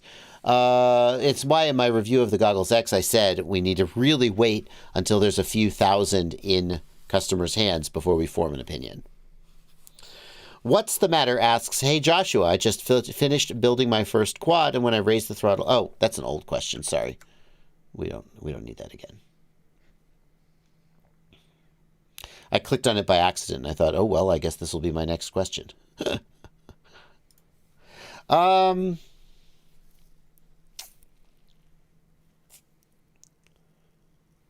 Let's see here. Handle FPV wants to know, is there any way to stop this RX loss issue with the O3 Air unit and the FPV2 remote? Probably, but that's the kind of question that would require us to dig into to get some technical details, and I don't know if we're going to do that here in the waning moments of the live stream. Blunty, was there a particular reason you pegged that one? Thinking we would be able to answer it? Are there more details, I guess?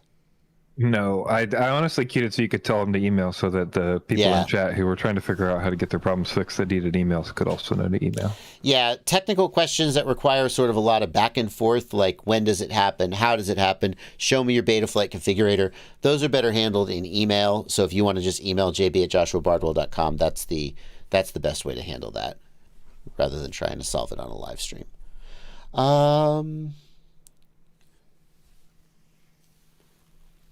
Also, yeah, you said jb@joshuabardwell.com, right? Or is it jb@fbnotlittle.com? It turns out they both work. Those I have aliases set up, but I say jb@joshuabardwell. I don't know why I do that. Like, does my website respond to joshuabardwell.com? It better. Like, it better. I better have that registered. Oh, it's not coming up. Oh, no, it redirected. Okay, great. Yeah, I know I have it registered. I wasn't sure if it redirected. It did. Pacific Source wants to know, what do you think about hand catching your drone? There are very few times when hand catching is actually necessary. There are, like everything in life, there are risks associated with it and ways to mitigate those risks. And sometimes that's the thing to do. Most of the time, the right way to land is not to hand catch, because the benefit of hand catching is not outweighed by the risks, or does not outweigh the risk. Like how to hand catch your drone, hand launch and hand catch. What's up, guys? I'm Parker Shepard. Let's take a look at this I am video. a travel FPV drone pilot currently in Iceland right now. Parker Shepard, don't copy strike me, please, bro. I'm gonna play your video, and I hope you don't copy strike me. We're on the south And here's what I want to know: is this a responsible way to teach hand launching and hand catching, or is it irresponsible? east coast of Iceland, and I'm going to show you guys how to hand launch and hand catch your FPV drone today. Now, this is whenever I was starting FPV, I tried looking up videos on how to do, and I couldn't find anything. So once I learned how to Yeah, no one's going to teach you how to do it because it's really dangerous, and no one wants the responsibility when you hurt yourself. do it, I knew I wanted to share it with you guys, give you guys a quick and easy tutorial on how to do it.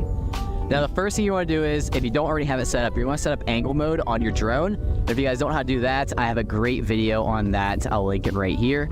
And angle mode is basically the easiest way to catch your drone whenever you're flying. You don't necessarily need it whenever you go to launch the drone. I only use it whenever I'm landing, but you could also do it when you're launching the drone if you want to make it easier on yourself. So, gonna go ahead and plug in. We're gonna wait till it gets calibrated. Okay, so now whenever I launch the drone, I basically just hold it out. I have a pre-arm on my controller, so I'm gonna go ahead and flip my pre-arm, make sure my throttle is all the way down, and I have my finger ready to go on the arm button. Pull the drone up and out away from you. I'm gonna angle it a little bit in the direction I'm gonna start flying, and then I'm just gonna arm it. And then I'm gonna take off just like that. Okay. And that is how I hand launch the drone. Yeah. Now, you can make it a little easier on yourself, and you can actually put it in angle modes, so then you can take off, and you can actually take off with your goggles off then. Yeah, problem with that is if it's in angle mode and you have it tilted, when you arm, it will try to fight you, and in some cases, it'll just go. It's pretty violent. I just like to do it that way because it's just easiest and works well for me. But now, whenever you go to catch the What's going on? Is this handheld? His background's moving. Somebody's holding this. This is not Drone. a tripod. You're Interesting. going to want to throw the drone into angle mode. So I'm going to flip my switch to put the drone in angle mode. Be helpful if we could see the drone. And now I can take my goggles off Fly it line and of fly sight. my drone just line of sight. Oh, okay. So step one, learn how So to I'll fly actually line fly of the sight. drone over here and show you guys how angle mode works. So as you guys can see here, whenever I am flying it, any movement I do, the drone just automatically levels itself back out.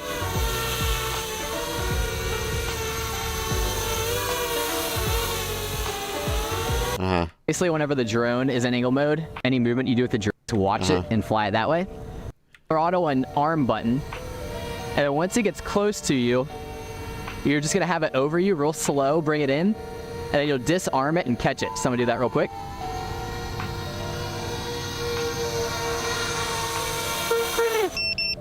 Just like that. So I just keep my finger on that throttle, and then once I get the drone close to me, I just hit that arm button real quick, drone would drop, and I catch it. And yeah, that's the easiest way to hand catch your drone. Sand, motors, you'll be able to boats. Plus, you kind of look like a badass when you catch the drone. So drop a like, subscribe. Okay. So, so this is a case where everything he said is accurate, but there was a lot that was unsaid, in my opinion. Like that, I didn't hear at any point that there was a disclaimer. Like, for example, if you try and do a hand launch and you've put a left-hand prop on a right-hand motor, as soon as you raise throttle, it will immediately flip over and try and eat your face. That's the kind of thing that you would tell people if you're doing a tutorial. Like, I just want to acknowledge, I did a toss launch and hand launch tutorial. Didn't I? I definitely did.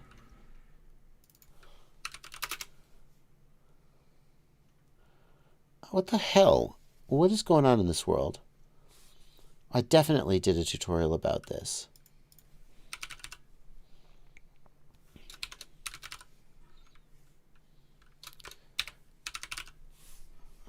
I don't understand.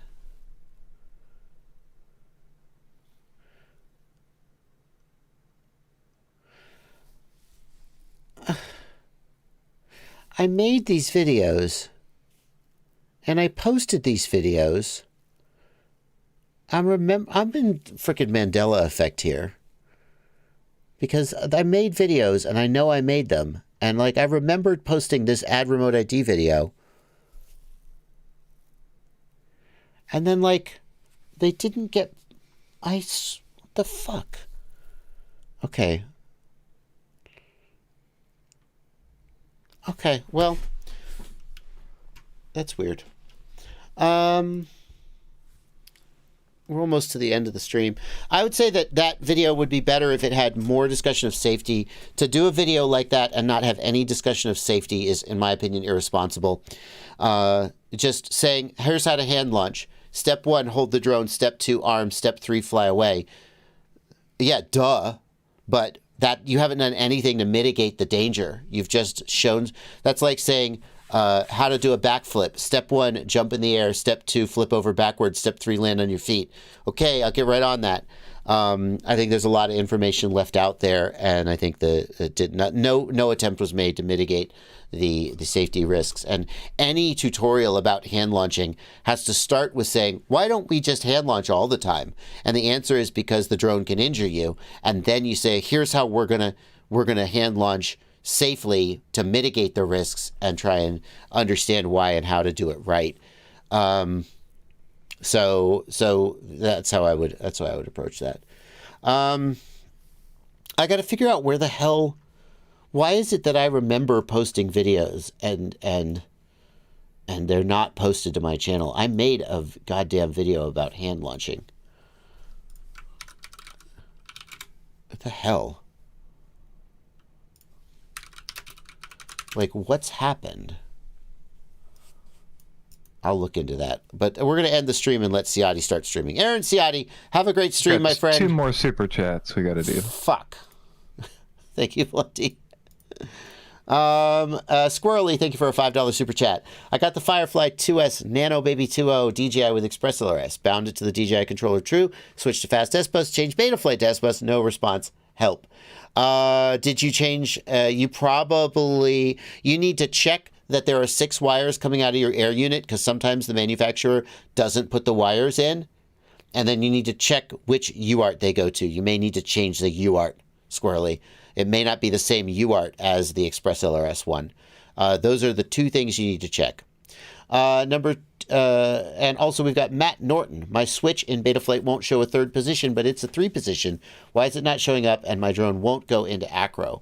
The answer, Matt Norton, is if you're using ExpressLRS, then channel 5, aux 1 is always 2 position and always must be used for arming, and arming must be high. Armed must be high, disarmed must be low. That is always the case. Matt Norton, you may also need to change your ExpressLRS switch mode from hybrid to wide, and that will give you 3 position on all of the channels. But channel 5 will always be 2 position and always must be used for arming, with armed being high at 2000. All right, guys, that's going to do it. Ciati, have a great stream, everybody. Head on over and watch Ciati's stream. Sorry for running long, Ciati. I'm going crazy. I swear I thought I already posted that adding GPS video. I found it rendered and on my archive drive, just gone, but never posted. And I swear I recorded a hand launch video that was edited and uploaded and apparently never published. And I just don't understand what the hell's going on here. I'm going crazy. I'm losing it. This is it, Blunty. This is the beginning of the end. All right. Well, this is the end of the end because we're ending the stream. Great. Bye, everybody.